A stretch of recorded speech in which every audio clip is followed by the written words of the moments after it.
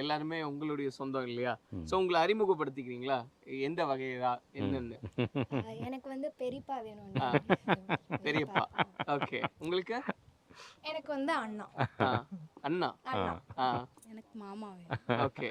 எனக்கு அண்ணா வேணும். ஆ, எனக்கும் அண்ணன் தான் வேணும். ரைட். ஸோ அவரு சொன்ன மாதிரி ரொம்ப வருஷம் கழிச்சு இங்க வராரு அப்படிங்கும்போது எவ்வளவு சந்தோஷமா இருக்கு அவர் பார்க்கறக்கு. ஏதாவது கேட்கணும்னு நினைக்கிறீங்களா அவர்கிட்ட? ஏன்னா வரும்போது நான் கேட்டுறேன் அப்படின்னு யோசிச்சு வச்சிருப்பீங்க இல்லையா?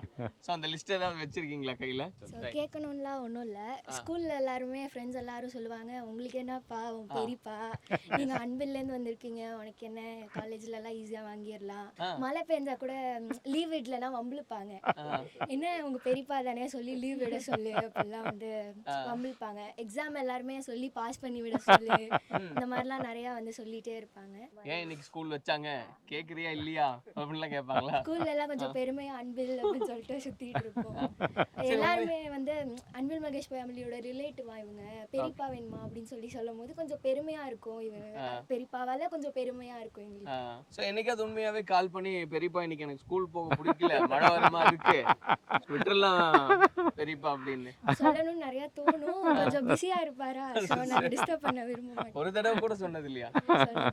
சரி, எப்படி மழை வர மாதிரி தான் இருக்கு, அடுத்தடுத்த வாரத்துல சொல்லுங்க சரியா?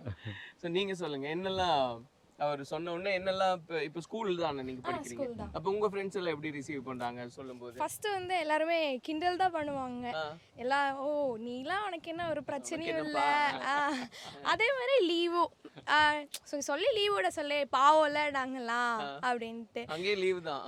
சப்போஸ் லீவ் விட்டாங்கன்னா ஓகே சூப்பர் சூப்பர் அப்படின்வாங்க. சப்போஸ் லீவ் விடலன்னா அதே டைம் எங்களை திட்டுவாங்க. எனக்காவது லீவ் நிஜமாவே வந்து அனௌன்ஸ் பண்ணியிருப்பாங்க இல்லையா, இந்த மாதிரி நாளைக்கு மழை வருது லீவு தான் அப்படின்னு. அன்னைக்கு நீங்க முன்கூட்டியே போய் எங்க அண்ணன் சொன்னனால தான் லீவ் விட்டுருக்காங்க தெரியுமா? லைட்டா சொல்லிருக்கீங்களா இல்லையா? லைட்டா. ஓகே. மோஸ்டா அதெல்லாம் சொல்ல மாட்டேன், சும்மா லைட்டா எப்பயாவது. ஓகே. ரொம்ப நம்மள சொல்லுவாங்கல்ல சொல்லுங்க சொல்லுங்கன்னும் போது அப்போ லைட்டா நம்ம சொல்லிக்கிறது, அவ்வளவுதான். உங்களுக்கு எல்லாம் எவ்வளவு சந்தோஷமா இருக்குங்கக்கா? என் பொண்ணோட ஃபேவரட் அவர் தான். சின்ன வயசுல தூக்கி வச்சு ஒரு போட்டோ எடுத்துருப்பாங்க, அதை பார்க்கும் போதெல்லாம் சொல்லுவா. என்னன்னு சொல்லுவாங்க? அங்கிள்னு சொல்லுவா. இப்ப பேசுவாங்களா? பேச மாட்டீங்களா? அவங்களுக்கு வந்துருச்சா?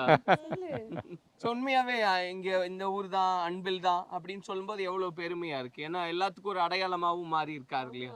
நேட்டிவ் எங்கன்னு கேட்டா அன்பில் சொன்னா அண்ணனோட பேரு சொல்லி அந்த ஊரா அப்படின்னு தான் கேட்குறாங்க. ஒரு ஐடென்டிட்டி மாதிரி ஆயிடுச்சு. ஸோ உங்களுக்கு எப்படி இருக்கு சார்? ஏன்னா இந்த மாதிரி ஒரு இன்ட்ராக்ஷன் இல்லை, இங்க வந்த உடனே இவங்க எல்லாரையும் பாக்குறது இல்லை. எனக்கு வந்து உண்மையாவே அவங்க ஏதாவது ஃபோன் பண்ணி மறைச்சிருப்பாங்கன்னு நினைக்கிறேன். சொல்லாம அப்படி ஏதாவது உண்டா? இல்லை, பிள்ளைங்க எல்லாம் சின்ன பிள்ளையா பார்த்தது எல்லாம் இவ்வளோ பெரிய ஆளை இப்போ ஒருத்தங்க பெரியப்பா ஒருத்தங்க அண்ணன் கூப்பிட்ற அளவுக்கு நம்மளும் காலம் ஓடிடுச்சு இல்லையா? காலம் ஓடிடுச்சு.